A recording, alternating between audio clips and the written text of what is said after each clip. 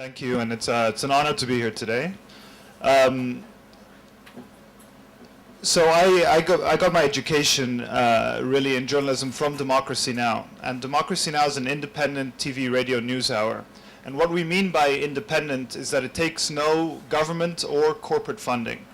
There's nothing inherently wrong with government funding. Lots of great things use public spending. But the reason that we feel it's so important not to take funds from the government is because of the philosophy of the show and the philosophy of independent media, which is to hold those in power accountable. And government, and increasingly over the last 4 decades, corporations are the main power structures that we have to hold to account. And part of the reasons, so we don't take money from them because they can easily turn off the tap at any point of the funding. And the whole idea of media, the whole reason journalism exists and is so important in a democratic society, is to hold those in power to account and to act as a check on power. And there's a reason it's the only profession, for example, in the United States, that's explicitly protected in the US Constitution. There's a lot of violations of it, of course, but it's that reason that it's necessary. And so the way we try and hold power to account, primarily at Democracy Now!, is to give voice to the voiceless, to people who are not being heard, to people on the margins, to people at the target end of violence, of state violence. And because regardless across societies and across different levels of power, so whether you're a militia leader or you are the President of the United States, you are going to abuse your power. This is something that history has shown us. And so this is the importance of the media. So Democracy Now! Relies on the people who consume it, who watch it, who read it, who listen to it. They are the lifeline. So we rely on all the support from people who watch the show. So they donate money to Democracy Now! Also stations that run the show pay a fee and so forth. And we've seen in the media this kind of a crisis in a lot of the corporate media over the last 15 years or so, as everything goes online. Democracy Now!, when I started working there in 2003, had 112 stations running the show. It now has 1,500 stations running the show. So while there's this crisis, there's this boom of this form of media. And the reason was primarily, the catalyst, at least in that period, was this came up in one of the biggest failures of the US mainstream media, I would say in the last few decades, which was in the run-up to the invasion of Iraq. So this war, this invasion, was sold to the American public, was sold to Congress by the Bush administration on the pretext that Saddam Hussein had weapons of mass destruction. This was the lie that was given and the pretext for war. Now the main goal or the main objective of the media is to check those claims. And much of the international press, experts across the world, former UN inspectors who were blowing the whistle, all showed that these claims to be false. But after 9/11 in the United States, we started a war on terror, and all of the media lost their spines and lost any sense of their real responsibility. And there was a feeling of very strong nationalism and jingoism, and you are either with us or you're against us, and the media towed this line.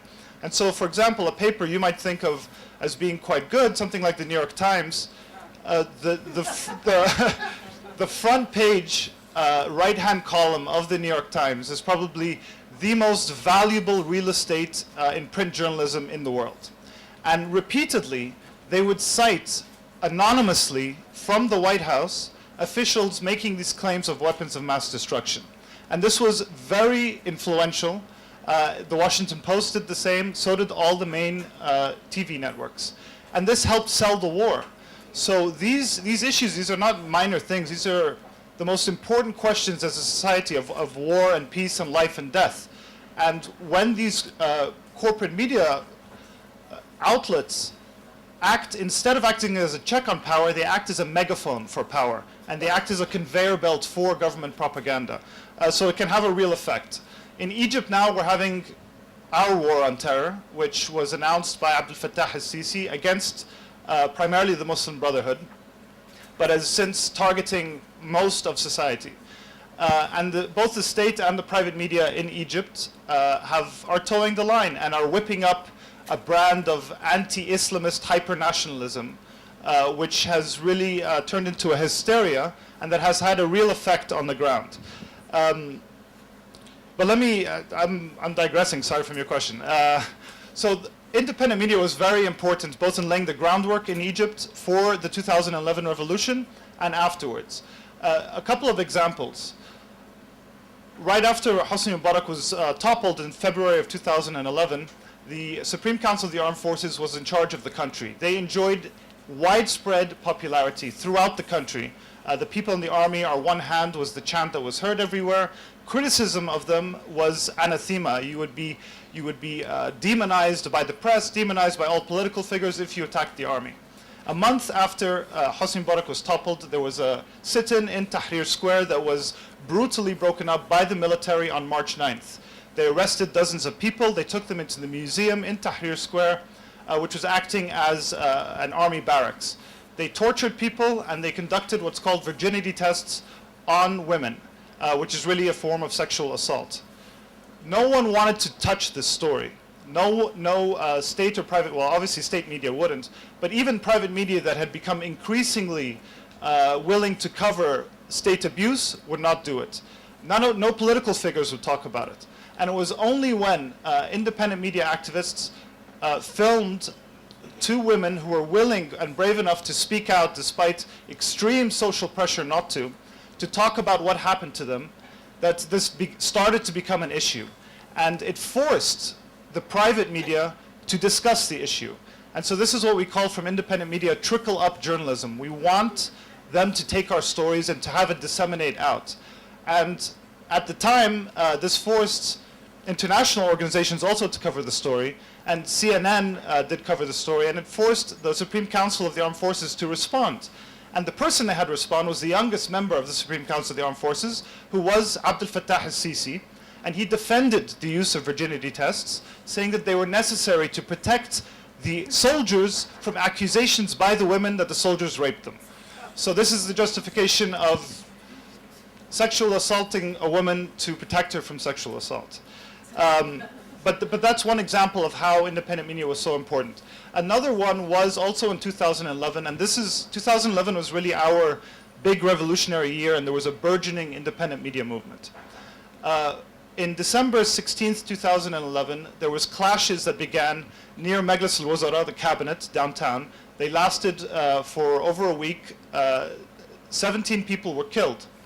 And during those clashes, the army knew very well to clamp down on the media.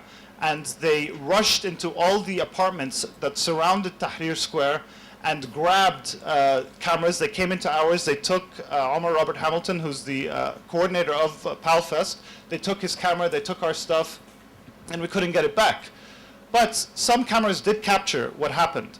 And one of them was a woman being dragged across the ground by 3 soldiers, one of them stomping on her chest, her abaya and top pulled over her head to reveal her blue bra. And this image reverberated around the world. It ignited one of the biggest women's rights marches in Egypt in decades. And the response by the military council to this was typical, which is to hold a press conference, or they don't usually hold press conferences, but they had to at this point.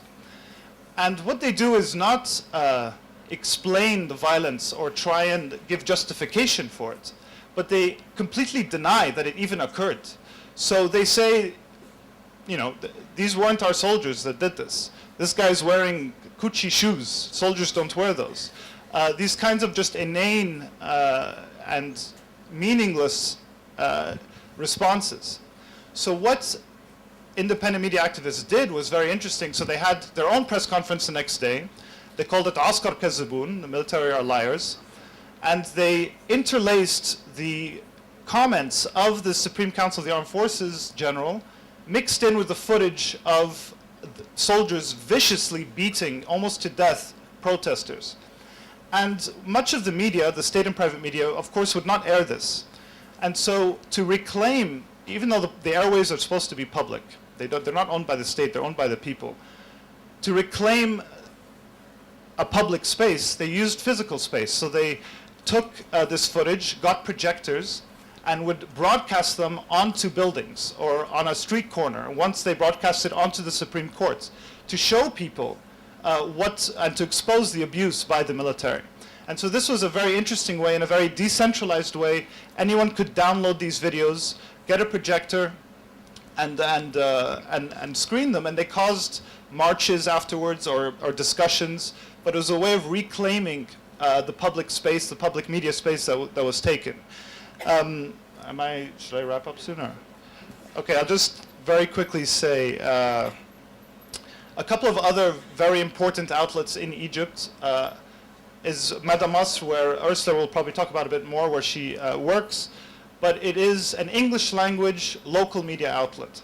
And the importance of outlets like this is because for decades, I'm sure most of you know what a fixer is. A fixer is a term usually never heard in the West, but it's a term for a local person that a Western or foreign journalist needs to help get around, to translate, to set up appointments, to basically, do kind of the grunt work. And many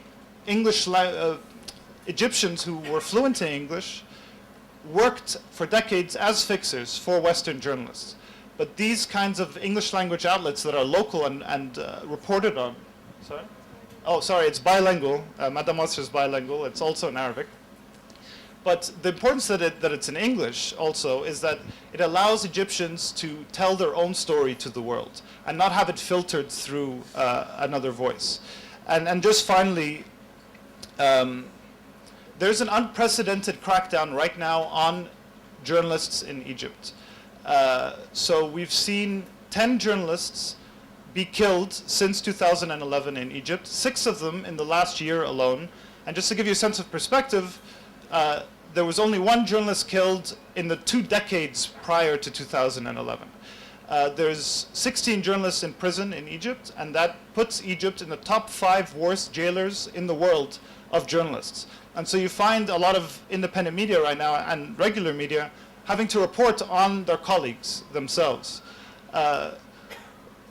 So let me just end by saying the importance of independent media is to speak to voices that you don't usually hear. These are voices of resistance. And it's only by hearing these voices repeatedly that we start to crumble structures of power. And that's why independent media is so important.